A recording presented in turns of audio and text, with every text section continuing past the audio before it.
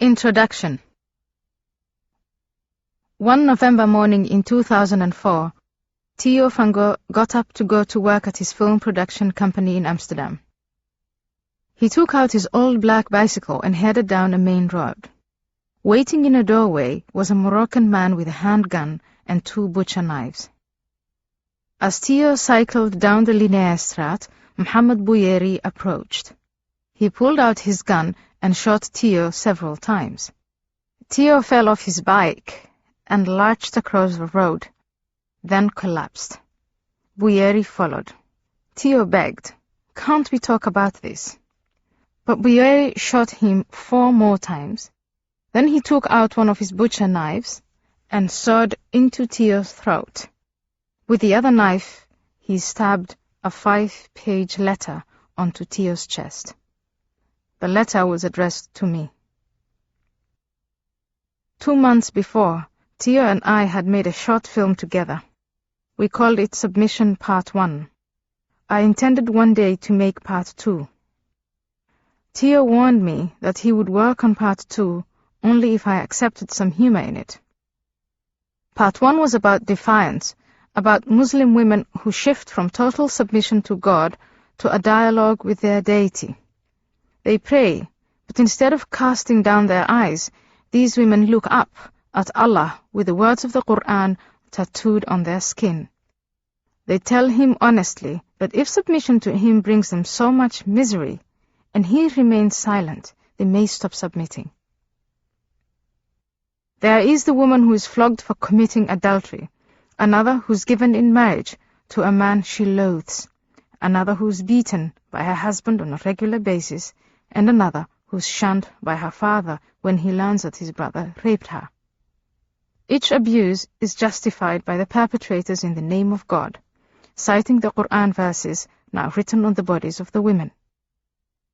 These women stand for hundreds of thousands of Muslim women around the world.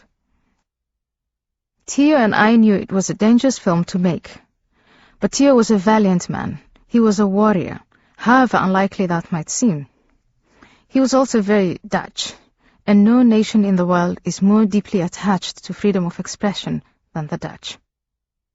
The suggestion that he remove his name from the film's credits for security reasons made Theo angry. He told me once, "If I can't put my name on my own film in Holland, then Holland isn't Holland anymore, and I am not me."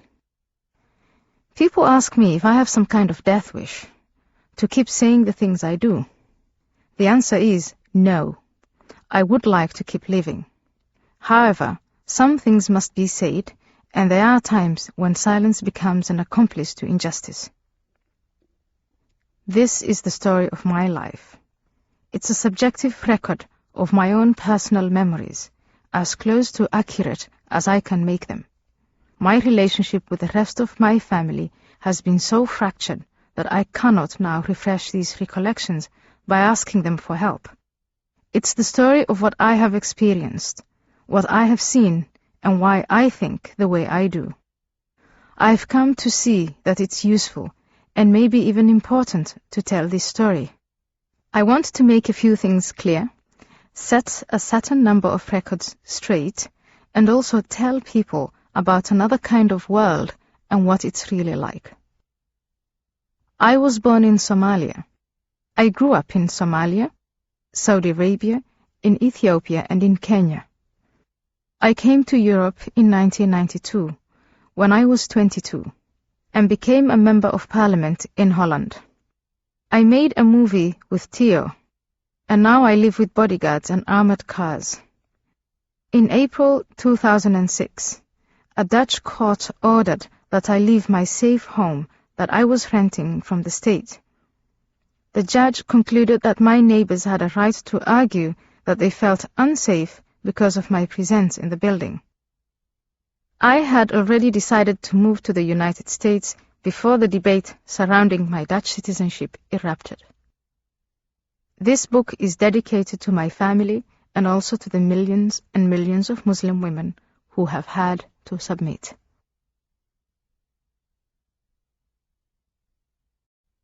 Part 1. My childhood. Chapter 1. Bloodlines. Who are you? I am Ayaan, the daughter of Hirsi, the son of Magan. I am sitting with my grandmother on a grass mat under the talal tree.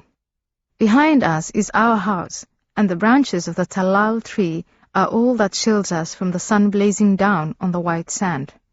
Go on, my grandmother says, glaring at me. And Magan was the son of Isa. And then Isa was the son of Guled, who was the son of Ali, who was the son of Wa'ais, the son of Muhammad, Ali, Umar. I hesitate for a moment. Usman, Mahmud.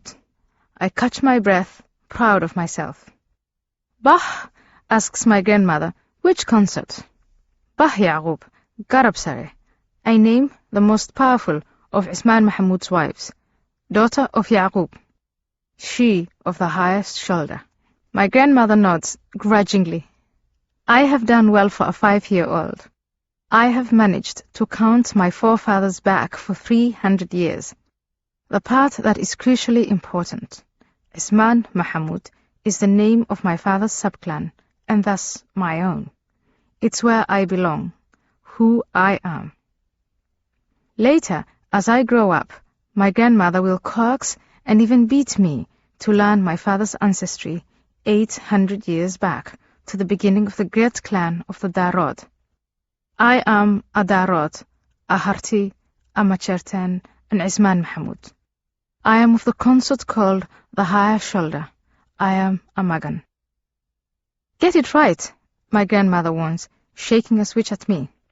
The names will make you strong. They are your bloodline. If you honor them, they'll keep you alive. If you dishonor them, you will be forsaken. You will be nothing. You will lead a wretched life and die alone. Do it again. Somali children must memorize their lineage. This is more important than almost anything. Whenever a Somali meets a stranger, they ask each other, "Who are you?" They trace back their separate ancestries until they find a common forefather. If you share a grandfather, perhaps even an 8th great-grandfather, with a Somali, the two of you are bound together as cousins. You are members of the great family that forms a clan. You offer each other food and hospitality. Although a child belongs to the clan of his father, it may be useful to remember the details of your mother's bloodline too, in case you travel and need a stranger's help. So, though the sweat pearled down our backs on those long afternoons, my big brother Mahad and I learned to chant in unison the names of both our lineages. Later, my grandmother began teaching my little sister Hawer to do the same, but she never got as far with her. Hawer was quick and bright, but she sat still even less often than Mahad and I. The truth is that this ancestral knowledge seemed pointless to us modern children, brought up in concrete houses, with hard roofs behind fixed, fenced walls. Mostly we pranced off, dodging the sharp smacks my grandmother aimed at our legs with the switches that she broke off her tree. We would rather climb the tree and play in its branches. Above all, we loved listening to my grandmother's stories while my mother cooked over a charcoal brazier, and we lay on a mat under our tree. These stories never came when we begged for them. They arrived by surprise. My grandmother would be weaving a mat, muttering to herself, and suddenly we would realize that the muttering had turned into a fairy tale. There was once a young nomad who married a beautiful wife, and they had a son, my grandmother would begin. The three of us knew to settle down instantly and pretend to be occupied with something. The slightest interruption could break her mood, and she would growl at us and go back to weaving the thin strips of dried grass that she sewed night and day into large, elaborate matting.